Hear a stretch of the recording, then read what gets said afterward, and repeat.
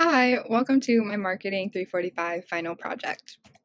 A little bit about me. My name is Isabella Calma, Bella for short, and I'm a marketing outreach assistant at Domain at Town Center, a Gray Star property. I've worked at Domain for a little over 2.5 years now, and I specialize in social media marketing, student outreach, business to business outreach, and event planning.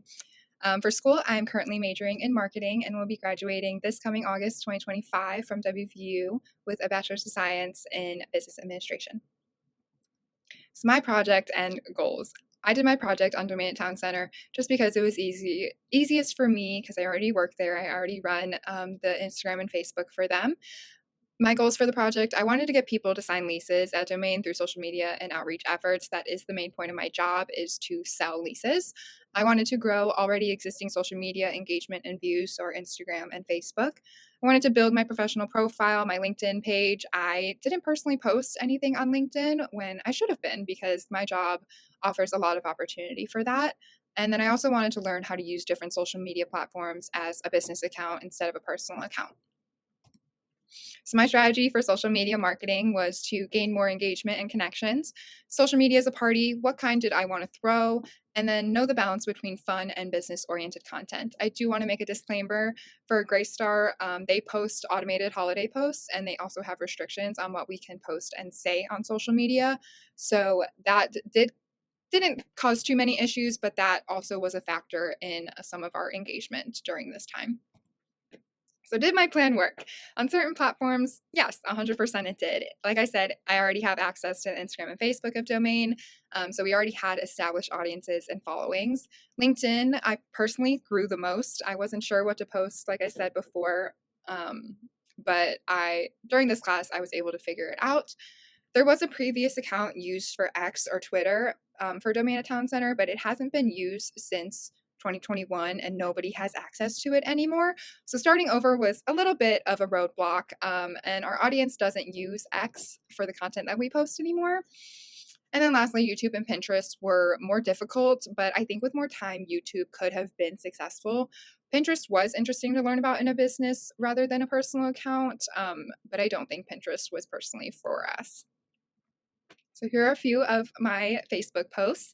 This first one is a proximity post we like to do. We like to tell people how we're close to restaurants, how Domain is located near stores. And this one specifically was about how the WVU baseball home opener was happening, and we're down the street from the baseball field. So just letting people know that if they want to live at Domain and they love baseball, that they should live there. The second one was a Valentine's Day post that we did. We planned a resident event that was a bouquet bar for residents so they could come in and create little bouquets for Valentine's Day. I will say mainly parents of our residents use Facebook and follow us, or people that want to enter our giveaways also follow us on Facebook. These posts are cross-posted with our Instagram. So anything that we post on Instagram just transfers over to Facebook. That being said, I don't personally have access or the login to the Facebook, but I am able to still post on there. So I can see the likes, but I can't see any of the engagement. And I can also see the followers. So like I said, we do a mix of fun and informational posts on Facebook. For LinkedIn posts, I used the same pictures for my LinkedIn post, but I made it more personal. I highlighted more of the outreach that I do for my job. So this first example is us at my team at the WVU Housing Fair.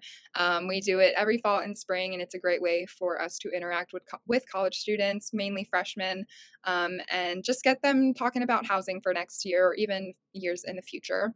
LinkedIn, at least how I found it to be, is like a highlight reel for your job. It's to make you look good in a professional setting. Some may consider it selfish or bragging, but I think it's supposed to be selfish because you're marketing yourself and your achievements to companies or future employers. My other example for a LinkedIn post, I was able to create a social media Instagram post for Domain at Town Center, and we partner every single year with the Hi How Are You project, which is a nonprofit that supports college students and their mental health. So I thought it was really cool, and I wanted to highlight that on my LinkedIn. X and Twitter posts. Like I said, Domain had an old X account that has been inactive since around COVID times. So I basically had to start over with this, which is not an issue. I will say X was a little bit more difficult to gain traction just because it's mainly a news source for people nowadays. When it was Twitter, I would definitely say that our customers were probably using it more for content like ours, but X is not a platform I would personally use for an apartment complex business account. I did do research and tried looking into other properties that had X accounts, and they're also inactive. These posts were also used on Instagram and Facebook. So here we have another resident event that we did in the month of February. That was charm jewelry making, and then we did outreach on the WVU downtown campus. So Instagram is our number one social media. We have the largest following on there, and we get the most engagement. We have noticed that more simplistic branded content does not do as well as fun and creative content. So this post, this Black History a Month post, was an automated post ran by Graystar, and we've noticed that anything that is a graphic just doesn't do as well as, say, the middle post, which is our Valentine's Day bouquet bar. And then lastly, we have this contest that we did. We like to do giveaways, contests on our Instagram, and this one was guess how many candy hearts are in the jar. We've definitely built our Instagram to the point that we know what kind of posts will do well. But we also want people to not be bored on there. So like I said, we like to post resident events, contests, giveaways, but we also like to sprinkle in some more informative posts. So we did proximity posts. We like to post about our amenities at Domain, things like that, and then also just what Domain has to offer for people. YouTube was very fun to work with. As someone who has been using YouTube for a long time as a viewer and not a creator, I was very excited to learn how to use it on the creator side. I will say YouTube is one of the harder platforms to use, mainly because it's considered as a long form content. With multiple platforms having short form content options, starting a YouTube can be challenging if you don't already have a large following and you're not promoting it on your other social media accounts, because people won't know that you have a YouTube account. So for examples, I have a post that I did. We do a slideshow at our housing fair every year, just giving information, pictures of Domain Town Center. So I added that. We did a come with us to do Evansdale campus outreach, where we were walking around the campus, going in school buildings and putting flyers up. And then just a drone footage overview of our property and how nice the view is and how pretty our property is. I do think using YouTube in the long run for a business such as Domain could be beneficial. Allowing customers to have an insider look into what goes on in a leasing company can be very intriguing, I would think. Could be some restrictions that come with it, but I think YouTube is a great platform and maybe one that I use for in the future for a business. Lastly, I have my Pinterest post. Pinterest was I was really excited to use Pinterest. I've only ever used it as a personal account, so seeing how to use it as a business was very interesting. I think Pinterest, however, is best for small businesses or businesses that you are directly selling something, directly selling a product. In my case, finding an apartment isn't necessarily what people are looking for on Pinterest. I took it more in the direction of here's how you can decorate your apartment rather than buy an apartment, like buy a lease. With more knowledge, I think that Pinterest could be a great tool for businesses like Domain Town Center. My example is I did a room decor of one of our model units that we have, and then just a pool picture that is one of our top amenities. Organizing softwares, Graystar has limitations to what organization softwares employees can use. So I unfortunately could not use Hootsuite. I would have loved to learn how to use Hootsuite, and I would want to learn how to do it how to use it in the future. One of our main organization softwares is Reputation.com, and then we also cross post on Meta accounts, so like Instagram and Facebook. Because we use the cross-posting feature and Reputation can only be used with Instagram, Facebook, X, and LinkedIn. My LinkedIn profile was my personal profile, so I didn't want to cross-post anything onto there. And then our old X account is still connected to Reputation, but I wouldn't be able to see any analytics that happen on there. So I opted just to post everything on my own because Hootsuite, I believe, does not use YouTube or Pinterest, and that only left me with X and LinkedIn besides Facebook and Instagram. So I just posted everything on my own. Reverse engineering, every property I've found heavily focuses on Instagram. Like I said, I did research to see if our competitors were on X or Pinterest or things like that. X specifically, they had accounts, but they were also inactive since around COVID times, which kind of supports my point that customers may be they're on the other forms of social media, but they're not using those platforms to find our specific product. So our Gray Star properties that we have that I like to take inspiration from are the Lofts, which is another Morgantown property. They post similar content to ours on Instagram, very fun, informational, the same vibe as us. And then the Ave is another property that I have found recently that is owned by Gray Star. They post a lot of trendy, fun, informative posts on Instagram, and I like to take a lot of inspiration from them on our posts. And then a Morgantown property that I also like to take inspiration from is State on Campus. They post a lot of aesthetic pictures with a great balance of fun and informative. They also have a lot of branded content, which is nice to see because we also do that. And the purpose of my posts, the goals of my posts, were to show people what Domain has to offer. Why would they want to live at Domain? What makes us the best property?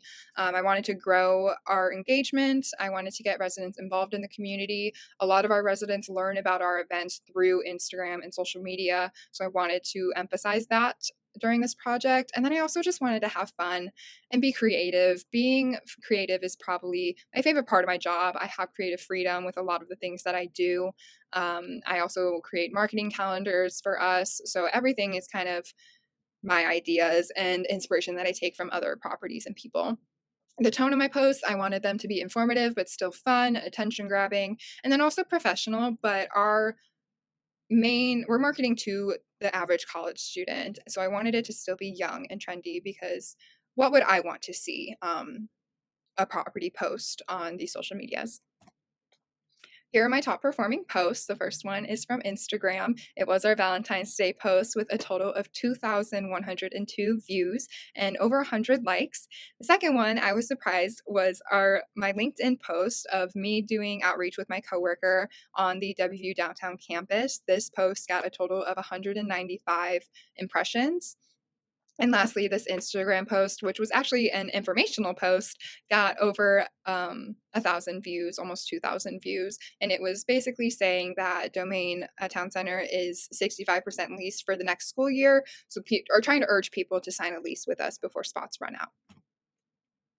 The social medias that worked best for me obviously were Instagram. We already had a following on Instagram. I knew Instagram was going to be my top platform. And then I was surprised by LinkedIn just because I never posted anything on LinkedIn besides maybe 2 certificates that I have earned. So I had a great time using LinkedIn, and I will definitely keep posting on my personal profile for LinkedIn.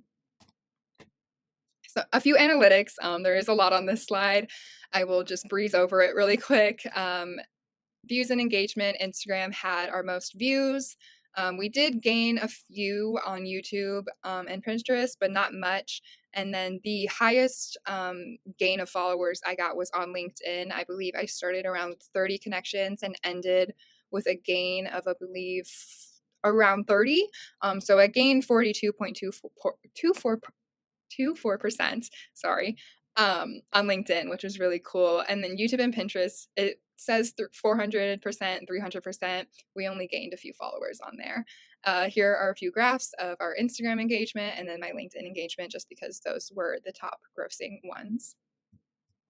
And finally, what did I learn about social media marketing? Like I said, I have worked in social media marketing for a few years now, so I did know a good bit going into this class. However, I did want to learn how to use other social media platforms as business accounts rather than personal accounts. And I learned what does and doesn't work for my current position and the company I work for. I learned that social media is a party, and I want to throw a fun and exciting one that gets people intrigued and excited and wanting to come back. Thank you.